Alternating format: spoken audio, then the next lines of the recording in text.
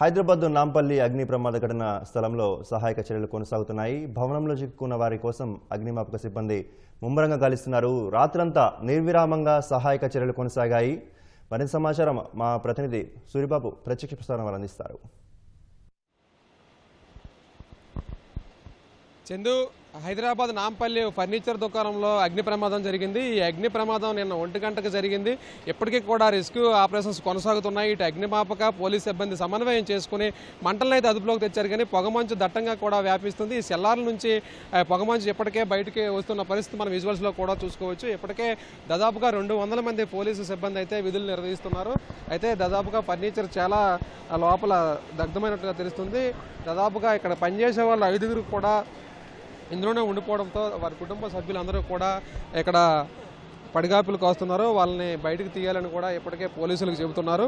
అయితే శనివారం మధ్యాహ్నం జరిగిన ఈ అగ్ని ప్రమాదం క్షణాల్లోనే భవనం అంతా కూడా మంటలు వ్యాపించడంతో బయటకు రాలేక 5గురు లోపల చిక్కున్నారు. ఈ దట్టమైన పొగలు వ్యాపించడంతో సహాయక చర్యలకు ఆటంకంగా ఏర్పడిందని చెప్పుకోవచ్చు. ప్రమాదంపై ఇప్పటికే పూర్తిస్థాయి నివేదిక ఇవ్వాలని మంత్రి పొంగులేటి అధికారులను ఆదేశించారు. అయితే నాంపల్లి స్టేషన్ రోడ్లోని హిందీ ప్రచార సభ పక్కనే ఈ బిల్డింగ్ అయితే సాయి విశ్వాస్ సాంబార్స్ 5 అంతస్తుల భవనం బజాజ్ ఫర్నిచర్ దుకాణం ఉంది. ఈ దుకాణం రాత్రి మొన్న కంటైనర్ చైనా నుంచి వచ్చి ఫర్నిచర్ తెచ్చినట్లుగా తెలుస్తుంది. దాన్ని 2 షెల్టర్లో భద్రపరిచారు. ఈ దుకాణంలో సుమారు 22 మంది పనిచేస్తున్నారు. ఇక్కడ వాచ్మెన్గా పనిచేస్తున్న యాదయ్య లక్ష్మి దంపతులు తమ 2 పిల్లలు ప్రణీత్ అఖిల్తో కలిసి షెల్లార్లో నివాసం ఉంటున్నారు. శనివారం పిల్లలిద్దరూ కూడా పాఠశాలకు వెళ్లకుండా ఇంట్లోనే ఉండిపోయారు. అయితే పిల్లల్ని సెల్లార్లోనే ఆడుకోవాలని చెప్పి తల్లిదండ్రులు పని మీద బయటికి వెళ్లారు. మధ్యాహ్నం 1 గంట సమయంలో భవనంలో 2 సెల్లార్లో అగ్ని ప్రమాదం అయితే సంభవించింది. ఈ పొగలు రావడంతో గమనించిన సిబ్బంది వెంటనే ఇక్కడ ఫైర్ సిబ్బందికి అయితే సమాచారం ఇచ్చారు. అయితే దుకాణంలో పనిచేస్తున్న సుభాన్పూర్ నివాసి మహమ్మద్ ఇంతియాజ్, అలాగే శాస్త్రీపురం ప్రాంతానికి చెందిన సయ్యద్ హబీబు, అలాగే సెల్లార్లో చిక్కున్న ప్రణీత్ అఖిల్ బీబీ అనే వృద్ధురాలిని బయటకు వచ్చేందుకు లోపలికి వెళ్ళి తిరిగి రాలేదు. అయితే దాదాపుగా 5గురు ఇందులోనే ఉండిపోయినట్లు చెబుతున్నారు. వీరిని తీయడానికి వెళ్ళిన మరో ఆమె మొత్తం 6గురు ఉన్నారని ఇక్కడ పనిచేసే సిబ్బంది అయితే చెబుతున్నారు. నిన్న మధ్యాహ్నం 1:15కి అగ్నిమాపక సిబ్బంది అయితే ఇక్కడ చేరుకున్నారు. అప్పటి నుంచి కూడా దాదాపుగా ఇప్పుడు 8 కావస్తుంది. 18-20 గంటల నుంచి కూడా సహాయక చర్యలు అయితే కొనసాగుతున్నాయి. తీవ్రంగా అదుపు చేసేందుకైతే సిబ్బంది అయితే శ్రమిస్తున్న విజువల్స్ కూడా మనం ఇందులో చూసుకోవచ్చు. దట్టమైన పొగమంచు వ్యాపించడంతోనే సహాయక చర్యలకు కొంత ఆటంకంగా మారింది.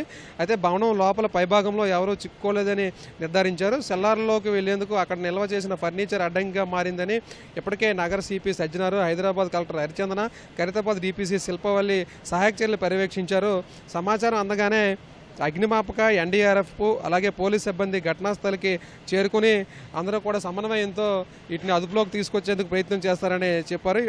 అదేవిధంగా ఇప్పుడు 3 విభాగాలకు సంబంధించిన సిబ్బంది అందరూ కూడా ఇక్కడ రంగంలో దిగి పర్యవేక్షణ చేస్తూ ఈ దట్టమైన పొగను ఆర్పేందుకు అయితే ప్రయత్నం చేస్తున్నారు. అయితే వేగంగా చర్యలు చేపట్టాలని ఇప్పటికే పొంగులేటి శ్రీనివాసరెడ్డి అధికారులు ఆదేశించారు. ఇప్పటికే ఫర్నిచర్ దుకాణంలో సంభవించిన అగ్ని ప్రమాదంపై పూర్తిస్థాయి నివేదిక కూడా ఇవ్వాలని విపత్తు నిర్వహణ ముఖ్య కార్యదర్శి అరవింద్ కుమార్ను రెవెన్యూ విపత్తుల నిర్వహణ శాఖ మంత్రి పొంగులేటి శ్రీనివాసరెడ్డి ఆదేశించారు. ప్రమాదంపై తీవ్ర దిగ్భ్రాంతి కూడా ఆయన వ్యక్తం చేశారు. బాధితులను వెంటనే ఆదుకోవాలని కూడా చెప్పారు. హైదరాబాద్ జిల్లా కలెక్టర్తో ఫోన్లో కూడా మాట్లాడి ప్రమాదానికి గల కారణాలపై కూడా ఆరా తీశారు.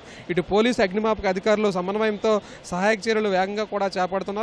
అయితే ఇక్కడ మన విజువల్స్లో పొగ దట్టంగా వస్తున్న పరిస్థితి చూస్తున్నాం. ఈ పొగ రావడంపై ఏమైనా సెల్లార్ల నుంచి బిల్డింగ్కి ఏమైనా ప్రమాదం ఉంటుందా, 18-20 గంటల నుంచి కూడా ఈ పొగ అదుపులోకి రాకపోవడంపై ఈ జేఎన్టీ ఇంజనీర్ నిపుణులు కూడా కాసేపట్లో ఇక్కడికి వచ్చే అవకాశం ఉందని, ఈ సెల్లార్లకు రంధ్రాలు పడి పైకి వస్తున్న పొగ భవనం దృఢత్వంపై అధికారులు కూడా అనుమానం వ్యక్తం చేస్తున్నారు. ఈ నేపథ్యంలోనే జేఎన్టీ బృందం వచ్చి భవనాన్ని తనిఖీ చేసి నివేదిక కూడా ఇవ్వనుంది.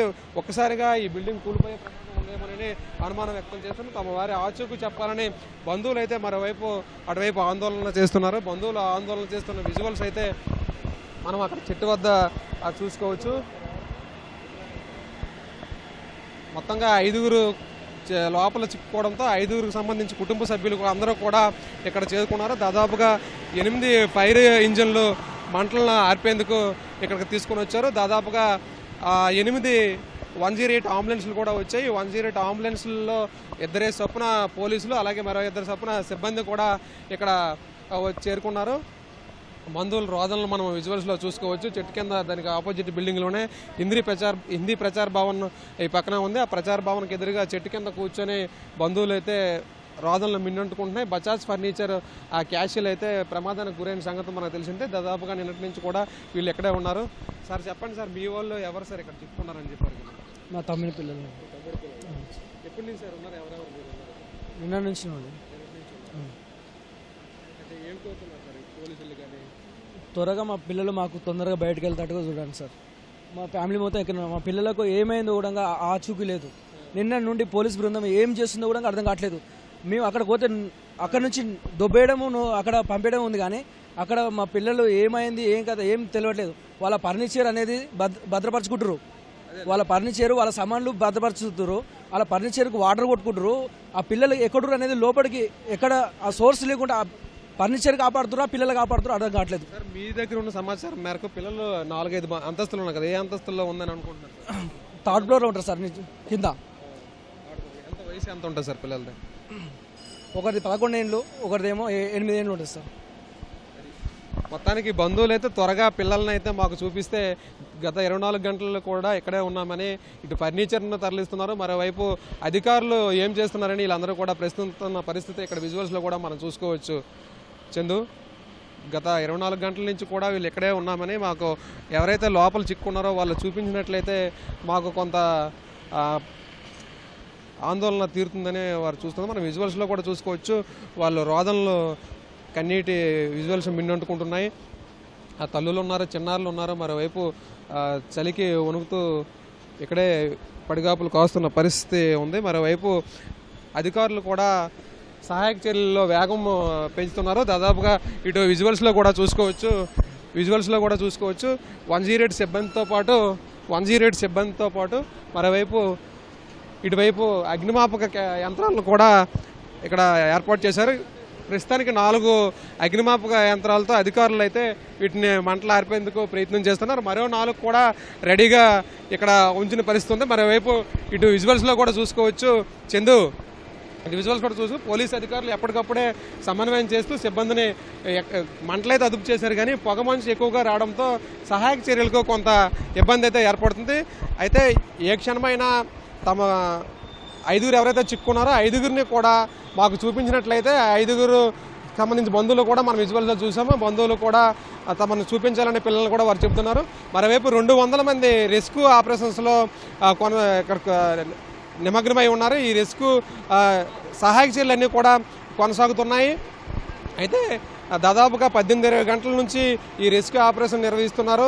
మంటలు అయితే ప్రస్తుతానికి అదుపులో వచ్చినాయి. పొగ మంచు విపరీతంగా రావడంతో ఈ పొగను కూడా అదుపులోకి చేసేందుకు కిందన షెల్టాల నుంచి కూడా ఈ ఫైర్ సంబంధించిన సిబ్బంది ప్రయోగాలు చేసి అలాగే వాటిని అదుపు చేసేందుకు ప్రయత్నం చేస్తున్నారు. జేఎన్టీయు ఇంజనీరింగ్ నిపుణులు కూడా ఇక్కడ చేరుకుని బిల్డింగ్ యొక్క దృఢత్వాన్ని కూడా అంచనా వేసి నివేదిక ఇవ్వనున్నారు. ఎందుకంటే దాదాపుగా గత 20 గంటలకు కూడా ఇక్కడ అగ్ని ప్రమాదం జరుగుతుంది. ఏమైనా బిల్డింగ్కి ప్రమాదం ఉంటుందేమనే వాళ్ళు జేఎన్టీయు సిబ్బంది కూడా అధికారులు వచ్చి ప్రభుత్వానికి నివేదికిస్తారు. ఆ నివేదిక అనుగుణంగానే వెంటనే సహాయక చర్యలు చేపట్టే పరిస్థితి అయితే ఉంటుంది. ఇప్పటివరకు అయితే ఇది తాజా పరిస్థితి.